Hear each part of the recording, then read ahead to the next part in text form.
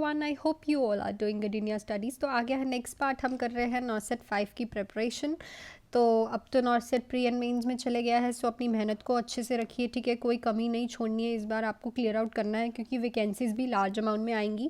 सो इस चैनल पे आपको ऐसे ही क्वेश्चंस मिलेंगे जैसे कि नॉर्सेट में देखने को मिलते हैं, इंटेलेक्चुअल बेस्ड, सिनेरियो बेस्ड, और आपका प्री का पेपर थोड़ा ईजी रहने वाला है एज़ कम्पेयर टू मेंस का पेपर।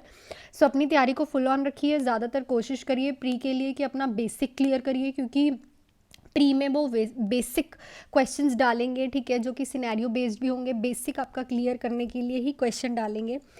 सो अगर आपको नॉर्सेट 5 की प्रिपरेशन के लिए मटेरियल बाय करना है जिसमें आपको ऐसे ही क्वेश्चंस के एमसीक्यूज़ के पीडीएफ मिलेंगे, आंसर विद रैशनल मिलेंगे, गोल्डन की पॉइंटर्स मिलेंगे, नोट्स मिलेंगे, हर एक सब्जेक्ट्स के प्रीवियस ईयर क्वेश्चन पेपर मिलेंगे, तो आप ये मेरे से बाय कर सकते हैं ओनली इन 299 रुपीज़। बाय करने के लिए आप मुझे कमेंट करिए, मैं आपको अपने टेलीग्राम का लिंक प्रोवाइड कर दूँगी। और अगर आपको ऐसे ही क्वेश्चन का आंसर रैशनल चाहिए तो वो भी आपको मिल जाएंगे, जिसमें आपको प्रैक्टिस क्वेश्चन भी मिल जाएंगे ओनली इन 299 रुपीज़। ये सारी की सारी चीज़ें। सो आप मेरे को कमेंट कर सकते हैं, मेरे टेलीग्राम के चैनल पे आके मेरे से बाय कर सकते हैं। नोट्स मिलेंगे, वो भी मेरी सेल्फ लैंग्वेज में मिलेंगे, जो कि बहुत ही ज़्यादा इजी है और उसमें आपका बेसिक है और अकॉर्डिंग टू नॉर्सेट के अकॉर्डिंग ही जो है नोट्स बने हुए हैं। सो आप बाय कर सकते हैं। सो कल हम 96 क्वेश्चंस कर चुके थे, आज हम 95th क्वेश्चन कर रहे हैं। हमारा क्वेश्चन है, client with hemiplegia is steering blankly at the wall and report feeling like half a person, what is the initial nursing action. तो एक क्लाइंट है, हेमीप्लेजिया का है, ठीक है, और वो क्या कर रहा है, ब्लैंकली स्टेयर कर रहा है। किस पे कर रहा है, किस पे खड़े होके, वॉल के साइड पे खड़े होके, ठीक है, और वो उसको फील हो रहा है कि वो हाफ ऑफ पर्सन है, मतलब आधा ही इंसान है वो। नर्स का इनिशियल एक्शन क्या होगा। पहले तो हेमीप्लेजिया होता क्या है, ठीक है, ये क्या होता है, मसल वीकनेस होती है, पार्शियल पैरालाइज होता है one side of the bodies का, जो कि इफेक्ट करता है आर्म्स को, लेग्स को एंड फेशियल मसल्स को।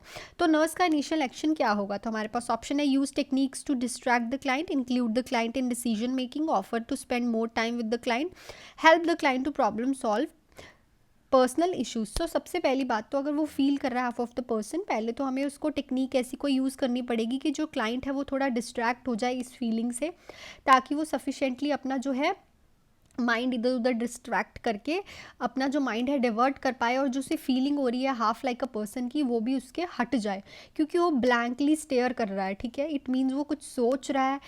क्वेश्चन में क्या है कि वो ब्लैंकली स्टेयर कर रहा है वॉल पे। इट मीन्स अगर कोई ब्लैंकली स्टेयर कर रहा है, इट मीन्स वो कुछ सोच रहा है, ठीक है। उसकी सोच से उसको हटाने के लिए हमें डिस्ट्रैक्ट करना पड़ेगा कोई टेक्निक यूज़ करके। सो नर्स का इनिशियल एक्शन होगा कि उसकी इस चीज़ को डिस्ट्रैक्ट करे और कोई टेक्निक यूज़ करे जिससे वो ये सोचना बंद करे। नेक्स्ट क्वेश्चन है, after a bronchoscopy because of suspected cancer of the lung a client develop pleural infusion, what should the nurse conclude is a most likely cause of pleural infusion. तो एक पर्सन है, ठीक है, उसकी क्या हो रखी क्या है, उसकी ब्रोंकोस्कोपी के बाद क्या हुआ है कि उसको सस्पेक्ट हुआ है कैंसर ऑफ लंग, ठीक है, और उसको क्या क्लाइंट को डेवलप हो गया, प्लूरल इन्फ्यूजन। तो नर्स क्या कंक्लूड करेगी, इसका कॉज क्या हो सकता है। पहली बात तो प्लूरल इन्फ्यूजन होता क्या है, ये क्या हो जाता है, बिल्डअप हो जाता है फ्लूइड, क्या हो जाता है, बिल्डअप हो जाता है fluid between the tissues that lines the lungs and chest, जो कि टिश्यू लंग्स एंड चेस्ट की लाइनिंग कर रहे हैं, उन टिश्यूज़ के बीच में फ्लूइड बिल्डअप हो जाता है। और जब फ्लूइड एक्यूमुलेट हो जाता है अराउंड द लंग्स, तो क्या कर देता है, वो हार्ट की भी इन्फ्लामेशन कर देता है और उसकी पुअर पंपिंग कर देता है। क्यों करेगा, क्योंकि जो लंग्स है वो प्रॉपरली इन्फ्लेट डिफ्लेट नहीं हो पाएंगे, ऑक्सीजन नहीं आएगी, और हार्ट को भी पंपिंग एक्शन जो है उसका पुअर कर देगा। सो इसका कॉज क्या हो सकता है, excessive fluid intake, inadequate chest expansion, extension of cancerous lesion, या फिर irritation from the bronchoscopy. So देखो क्या होता है कि जब कैंसरस लीजन्स बन जाते हैं वहाँ पे, जहाँ पे लंग्स में, तो क्या होता है, उस जो लीजन्स हैं वो प्लूरल स्पेस का ऑस्मोटिक प्रेशर क्या कर देते हैं, इंक्रीज। ध्यान से समझिएगा, जब कैंसरस लीजन्स बन जाते हैं तो क्या करते हैं, वो जो लंग्स हैं उनका जो ऑस्मोटिक प्रेशर है वो क्या कर देते हैं, लंग्स के टिश्यूज़ का ऑस्मोटिक प्रेशर क्या कर देते हैं, इंक्रीज़ कर देते हैं। ऑस्मोटिक प्रेशर इंक्रीज़ होने की वजह से क्या होता है, जो फ्लूइड है वो शिफ्ट होने लग जाता है टू द प्लूरल स्पेसेस, जिसको हम क्या बोलते हैं, प्लूरल इन्फ्यूजन। याद रखना क्यों, क्योंकि जो कैंसरस लीजन्स टिश्यूज़ होते हैं, जो टिश्यूज़ होते हैं ना, उसमें उसकी वजह से जो कैंसर लंग्स के लंग्स के टिश्यूज़ होते हैं उनमें क्या हो जाता है कि वो ऑस्मोटिक प्रेशर इंक्रीज़ हो जाता है, जिसकी वजह से जो प्लूरल इन्फ्यूजन अक्कर हो जाती है, फ्लूइड जो है वो शिफ्ट होना स्टार्ट हो जाता है। तो इसका कॉज क्या होगा कि उसे प्लूरल इन्फ्यूजन हुई है, कि जो extension of cancerous lesion, lungs के टिश्यूज़ के जो कैंसरस लीजन्स होंगे उनसे ऑस्मोटिक प्रेशर इंक्रीज़ होगा, और ऑस्मोटिक प्रेशर इंक्रीज़ होने की वजह से वहाँ पे प्लूरल इन्फ्यूजन देखने को मिलेगी, which is shift of the fluid.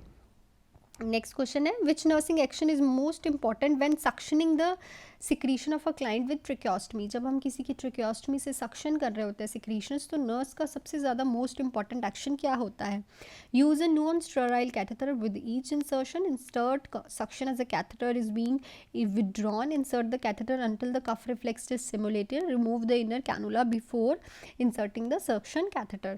सो देखो, जब भी किसी की ट्रिक्योस्टमी करते हैं तो आपको ये प्रोसीजर कराते भी बताया होगा कि जब भी तुमने किसी का पहले बात तो किसी का भी सक्शन करना है राउंड मोशन में करना है, सीधा नहीं वैक्यूएट करना सक्शनिंग करते हुए। दूसरा, हमेशा सक्शन तभी इनिशिएट करना है जब तुम उस कैथेटर को, सक्शनिंग कैथेटर को पीछे विड्रॉन कर रहे हो। तो ऑप्शन कौन सा होगा, सक्शन तभी कैथेटर के साथ करो जबकि तुम विड्रॉन कर रहे हो, क्योंकि उसमें क्या होता है, नेगेटिव प्रेशर। अगर तुम डायरेक्टली सीधा विड्रॉन करते नहीं टाइम पहले ही, पीछे लेके आने से पहले ही उसमें सक्शन करने लग जाओगे तो ऑक्सीजन डिप्लीशन होने के चांसेस होते हैं, क्योंकि ऑक्सीजन भी साथ के साथ सक्शन से बाहर आ जाती है, जिससे पेशेंट और ज़्यादा प्रॉब्लम में जा सकता है।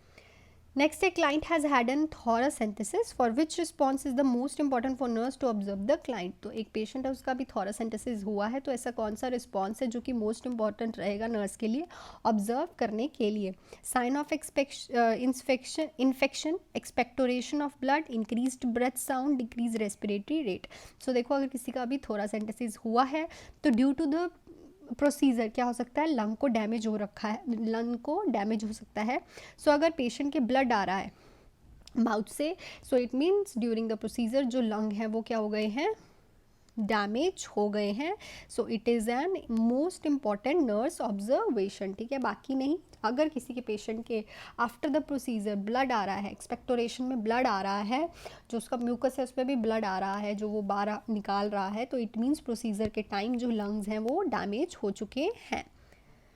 नेक्स्ट क्वेश्चन है, client with the diagnose of cancer of a stomach expresses aversion two meals and need small amount, what should the nurse provide.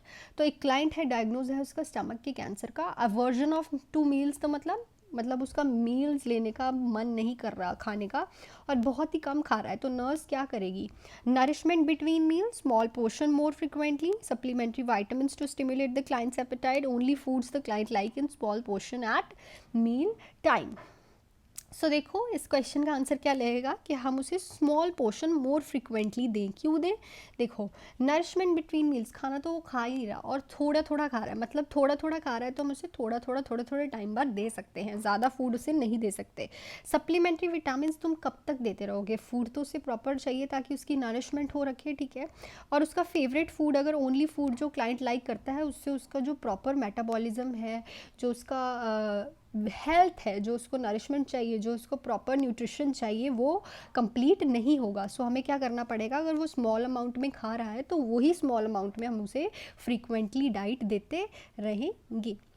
Next question है, health care provider schedule a paracentesis, what should the nurse instruct the client to do to prepare for the procedure. तो health care provider है, उसने paracentesis schedule की है, तो nurse कौन सी instruction देगी क्लाइंट को प्रोसीजर प्रिपेयर करते time. Empty the bladder before the procedure, take a laxative the evening before the procedure, ingest nothing by mouth for 8 hours before the procedure, self administer a long soap सर्ट enema 2 hours before the procedure. So जब भी किसी का पैरासेंटेसिस होता है तो accidental puncture करने के लिए, ठीक है, प्रिवेंट करने के लिए एक्सीडेंटल पंचर, हम उसे क्या कहते हैं, empty the bladder before the procedure, ठीक है। Empty the bladder before the procedure क्या करते हैं हम, पैरासिंथेसिस मतलब क्या हो जाता है कि जो हमारी लाइनिंग है स्टमक की, उससे हम फ्लूइड को एक्सट्रैक्ट करते हैं, बाहर निकालते हैं, ठीक है, जो इंक्रीज़ हो जाता है, जिसको हम साइटस भी बोलते हैं। तो उसमें ब्लैडर को हम एम्प्टी करते हैं, क्योंकि अगर बाई चांस पंचर करते टाइम ब्लैडर को कोई डैमेज हो गया, सो कॉम्प्लिकेशन क्रिएट हो सकती है। सो इसीलिए हम उसको कहते हैं कि जो अपना ब्लैडर है वो एवैक्यूएट करके रखे बिफोर द प्रोसीजर। नेक्स्ट है health care provider order an upper respiratory GI series and upper GI series and a barium enema. The client asks, why do I have to take barium at these tests? The nurse best response is barium. So health care provider है, उसने अपर GI series के लिए barium enema देना है उसको। तो client पूछ रहा है कि मेरे को बेरियम क्यों लेना पड़ रहा है इस टेस्ट के लिए। तो नर्स का बेस्ट रिस्पॉन्स क्या रहेगा कि जो बेरियम है give off visual light illuminating the alimentary tract, provides fluorescence thereby lightening up the alimentary tract, dyes the structure of alimentary tract making them more visible, give more contrast to soft tissue of the alimentary tract and allowing absorption of the X-rays. सो इस question का answer आप मुझे comment section में लिख के बताओ, क्योंकि barium के मैं काफ़ी क्वेश्चन करा चुकी हूँ। सो इस क्वेश्चन का भी आंसर आपको पता होगा, आई होप सो। तो ये क्वेश्चन का आंसर आप मुझे कमेंट सेक्शन में बताओगे। नेक्स्ट क्वेश्चन है thiamine and niacin are prescribe for a client with alcoholism, which body function maintain by the vitamin should the nurse include in teaching plan. So ये दोनों vitamin जो है prescribe किए गए हैं अल्कोहलिज्म वाले क्लाइंट को, तो कौन सा फंक्शन ये मेंटेन करते हैं जो कि नर्स टीचिंग प्लान में इंक्लूड करेगी। Neuronal activities, bowel elimination, efficient circulation, prothrombin development. So ये दोनों वाइटामिन्स क्या करते हैं, न्यूरोनल एक्टिविटीज़ मतलब नर्वस सिस्टम, जो हमारे नर्व्स का सिस्टम है उसको प्रॉपर करते हैं। अल्कोहलिज्म बारे में न्यूरोपैथी जो है वो देखी जाती है, जो नर्व्स हैं उसमें प्रॉब्लम्स आनी शुरू हो जाती है। तो ये दोनों वाइटामिन जो है अल्कोहलिक वाले पेशेंट को उनकी न्यूरल एक्टिविटीज़ को ठीक करने के लिए दिया जाता है। सो एक और क्वेश्चन हम कर लेते हैं। Client is admitted to hospital with the diagnose of cirrhosis of liver, for which classic sign of hepatic coma should the nurse assess the client, select all that apply. So एक client है admit हुआ है cirrhosis of liver से, सो कौन से ऐसे classic sign है hepatic coma की जो नर्स असेस करेगी, हमें सारे सिलेक्ट करने हैं। Mental confusion, increase cholesterol, brown coloured stool, flapping hand tremors, hyperactive deep tendon reflex. So इनमें दो चीज़ें देखने को मिलती हैं, that is mental confusion and flapping hand tremors. क्या क्या देखने को मिलते हैं, mental confusion and flapping hand tremors क्यों देखने को मिलते हैं। बात तो पहले हो रही है सिरोसिस ऑफ लीवर की। सिरोसिस ऑफ लीवर का क्या होता है कि जो लीवर के टिश्यूज़ हैं उनका डैमेज स्कार फॉर्मेशन होनी शुरू हो जाती है, जिसकी वजह से लीवर जो है फंक्शन बिल्कुल ही नहीं करता, और जो नाइट्रोजनस वेस्ट है वो अंदर अमोनिया गैस जो है वो इंक्रीज़ हो जाती है, क्योंकि जो प्रोटीन है वो प्रॉपरली डाइजेस्ट नहीं होता। अमोनिया गैस इंक्रीज़ होने की वजह से जो अमोनिया है वो ब्लड के थ्रू कहाँ चले जाता है, हमारे ब्रेन में, जिसकी वजह से मेंटल कन्फ्यूजन और फ्लैपिंग हैंड ट्रेमर्स देखने को मिलते हैं। बाकी चीज़ें जो है वो सिरोसिस ऑफ लीवर में देखने को नहीं मिलती। So this is the right option, first and fourth. So this is all about this video. I hope ये वीडियो आपको अच्छी लगी है तो please hit the like button, subscribe to my channel, and ऐसे ही क्वेश्चंस के लिए आप मेरे चैनल को सब्सक्राइब कर सकते हैं जिन्होंने नहीं किया है, hit the like button please. और अगर आपको मटेरियल बाय करना है नॉर्सेट 5 का तो आप मेरे से बाय कर सकते हैं कमेंट करके, टेलीग्राम का लिंक लेके वहाँ पे आके मेरे से बाय कर सकते हैं, जिसमें आपको MCQs के PDF answer with rational, golden की पॉइंटर्स, प्रीवियस ईयर सारे एम्स के पेपर, जिसके साथ आपको आंसर्स भी मिलेंगे, सारे सब्जेक्ट्स के नोट्स एंड इम्पॉर्टेंट टॉपिक्स मिलेंगे ओनली इन 299 रुपीज़। तो अपनी नॉर्सेट की तैयारी अच्छे से करने के लिए आप बाय कर सकते हैं ओनली इन 299 रुपीज़ कमेंट करके मेरे टेलीग्राम के लिंक पे आके, और वहाँ से आप अपने फ़ोटो स्टेट करवा लीजिए, कहीं भी फॉरवर्ड करके पढ़ सकते हैं। So thank you so much, all the best and do hard work.